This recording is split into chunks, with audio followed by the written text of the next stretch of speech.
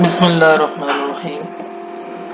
आज के इस वीडियो लेक्चर में हम डिस्कस करेंगे सिस्टम ऑफ पार्टिकल्स। इसमें सबसे पहले हम बात करेंगे linear momentum and it's conservation. Linear momentum of a particle of a mass m moving with the velocity v is defined as the product of the mass and the velocity. It is a vector quantity. It's have a direction that a momentum have the direction in the that is the direction of the velocity. Its dimension is the mass, length, and over time. Its SI unit is kg meter per second. If a particle is moving in an arbitrary direction, P must have three components. किसी भी arbitrary direction में move करो, then P have the components along x-axis, that is the Px equal to mvx, Py equal to mvy, and Pz equal to mvz. The concept of the momentum provides a quantitative distinction between heavy and the light particle moving at the same velocity. According to Newton, the product mv, the momentum is the quantity of the motion. We can define it as the quantity of the motion on an object is called the momentum. Newton's second law in terms of the momentum, we can derive the Newton's second law in terms of the momentum, and this is helpful in the complicated cases. So, as according to Newton's second law, this net force equal to the ma, or there from this ma can be written as the time derivative of the mass in the velocity, and this gives you the time rate of change of the momentum. So, according to Newton's second law, the time rate of change of the momentum is called the force. The net force on an object on a particle is zero. That means the time derivative of the momentum is zero. This means the momentum of the system of the particle is the constant or conserved. Consider our two masses m1 and m2. Here m1 and the mass m2 that interact with each other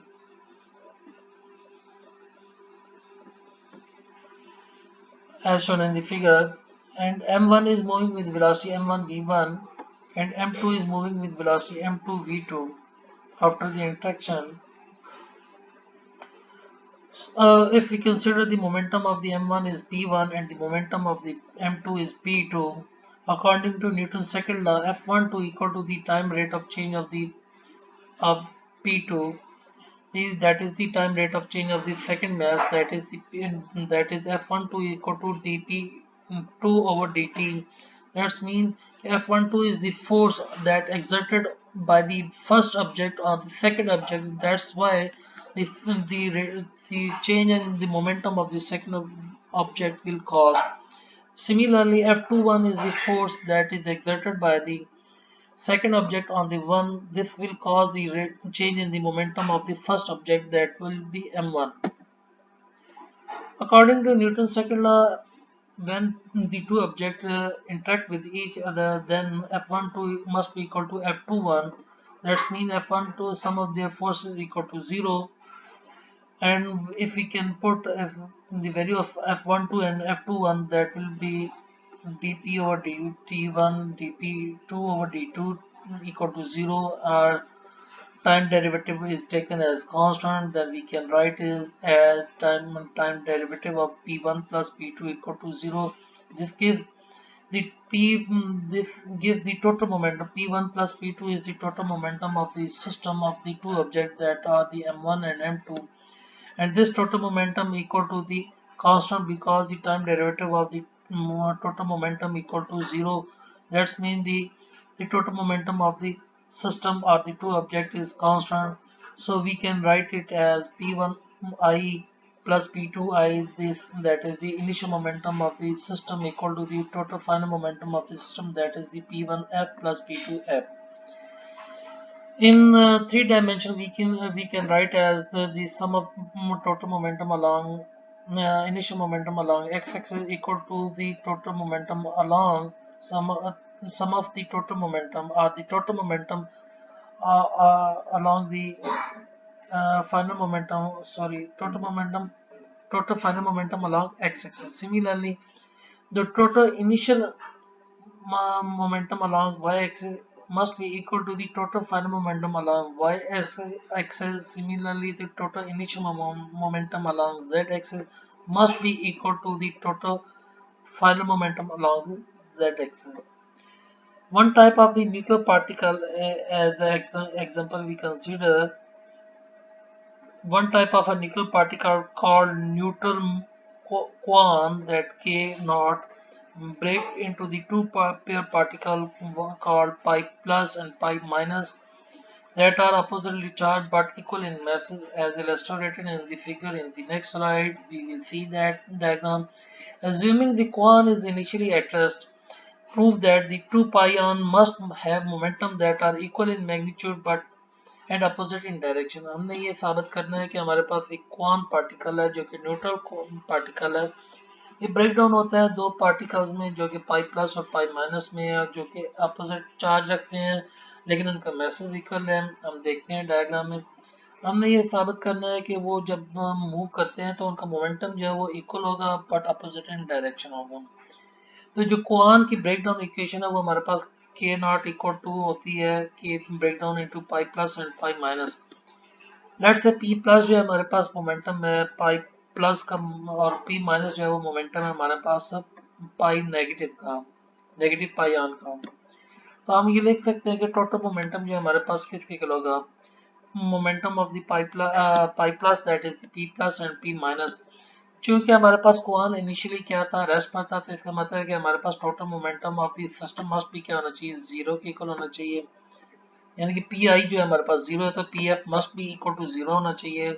तो इस तरह हम ये लिख सकते हैं कि P plus equal to क्या होगा, माइनस पी आई के। दैट्स मीन दी जो पाई प्लस का जो मोमेंटम है वो पाई माइनस के इक्वल है, लेकिन नेगेटिव साइन ये हमें इंडिकेट कर रहा है कि दोनों का मोमेंटम मैग्नीट्यूड में तो इक्वल है बट अपोजिट इन डायरेक्शन है। नेक्स्ट जो हमारा आर्टिकल है वो impulse and the momentum. Some cases में हम ये देखते हैं कि जो फोर्स है वो जब आपके किसी ऑब्जेक्ट के ऊपर एक्ट कर रही होती है तो वो ड्यूरेशन के लिए कांस्टेंट नहीं होती बल्कि वेरिंग होती है, टाइम के साथ साथ वेरी करती है। तो इस केस में हम क्या कर सकते हैं कि हम इम्पल्स की बात करते हैं और इम्पल्स को कैसे डिफाइन करेंगे उसी की तरह हम बात करते हैं कि हमने कहा था कि force is defined as the rate of change of the momentum, or the change in momentum can be written as f into dt। तो यहाँ पर अगर हम देखें इसको इंटीग्रेट करें from T I to T F F D T, ये बता रहा है कि एक फोर्स है जो कि टी आई से टी एफ टाइम के लिए अप्लाई की जा रही है जो कि वेरिंग फोर्स है। या तो हमने इसको इंटीग्रेशन के अंदर ही रखेंगे, इंटीग्रेशन से बाहर नहीं लेकर आएंगे। और लेफ्ट साइड पर हमारे पास dp को अगर इंटीग्रेट करें तो हमें बताता है change in momentum that is the pf minus pi। pf is the final momentum at tf time and pi is the initial momentum at ti time। तो लेफ्ट साइड पर जो चेंज इन मोमेंटम है ये हमें जो indicate कर रहा है, ये हमारे पास जो है वो इम्पल्स को इंडिकेट करता है, और that is equal to the integration of the F dot T from T I to T F. Elastic and inelastic collision in one dimension. Elastic collision कौन सी होती है, इलास्टिक कोलिजन वो होती है जिसमें आपके पास काइनेटिक एनर्जी क्या हो, before and after collision same रहे। जिसकी मिसाल आपके पास बिलियर्ड बॉल कोलिजन है and the collision of the air molecule with the wall of the container at ordinary temperature are approximately elastic. यानी कि बिलियर्ड बॉल और एयर पार्टिकल का जो है वॉल ऑफ द कंटेनर के साथ जो स्ट्राइक करना है ये हमारे पास इलास्टिक कोलिजन की एग्जांपल है। जबकि इन इलास्टिक कोलिजन में हमारे पास क्या होता है कि एनर्जी कंजर्व नहीं रहती, टोटल काइनेटिक एनर्जी जो है वो कंजर्व नहीं रहती, जबकि मोमेंटम जो है वो कंजर्व रहता है। इनइलास्टिक कोलिजन दो किस्म की हो सकती हैं कि एक में ये होता है कि when colliding object stick together क्या हो जाए, आफ्टर कोलिजन क्या हो वो स्टिक टुगेदर हो, साथ एक दूसरे की चिपक जाए। या एक केस हो सकता है कि जब आपके पास जो है वो इसकी दूसरी एग्जांपल ये हो सकती है वो एक दूसरे टकरा कर दूर हटते हैं लेकिन उनकी काइनेटिक एनर्जी जो है वो कंजर्व ना रहे।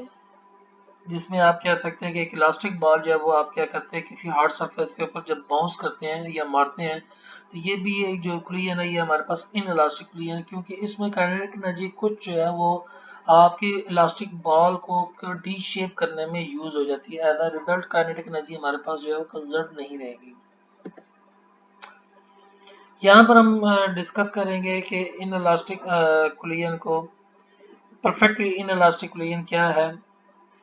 कि हम यहाँ पर टू मैसेज को ले रहे हैं M1 और M2 जो कि एक दूसरे की तरफ मूव कर रहे हैं विद V1I और V2I वेलोसिटी के साथ है।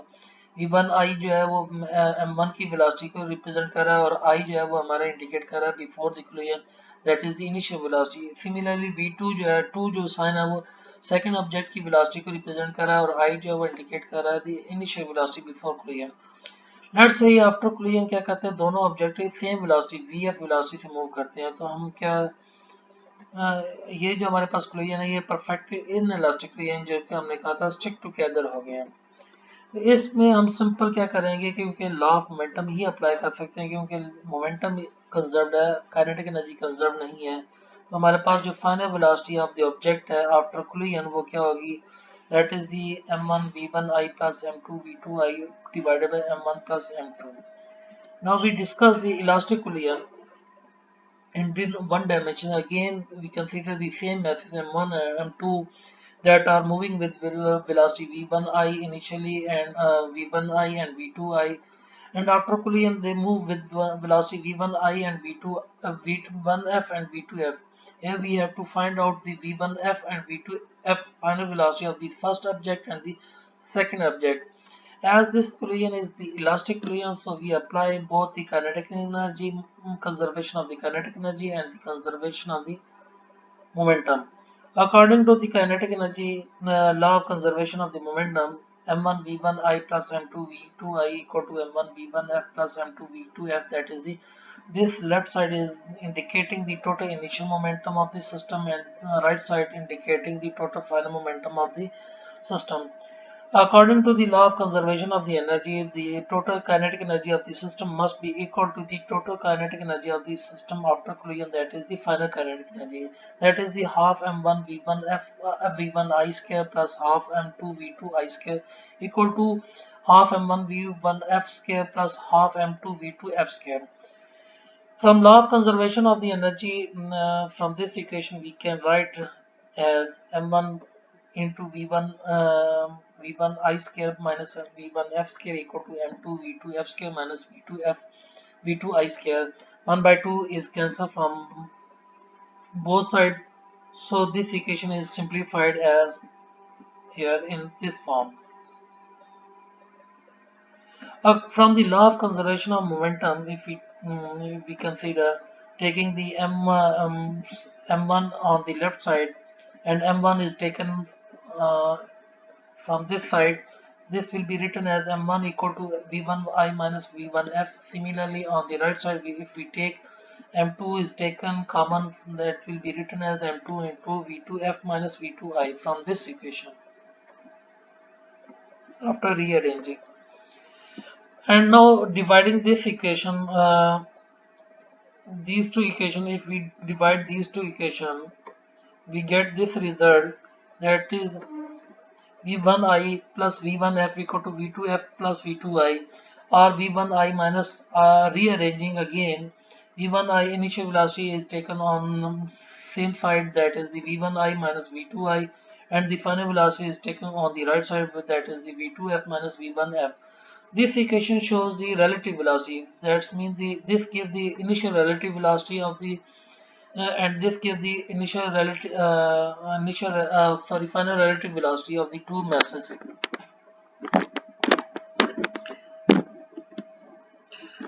After putting from this equation, I using this equation one by one in for law of conservation of energy, in equation of law of conservation of momentum, or in equation of the law of conservation of energy, we get the result v1f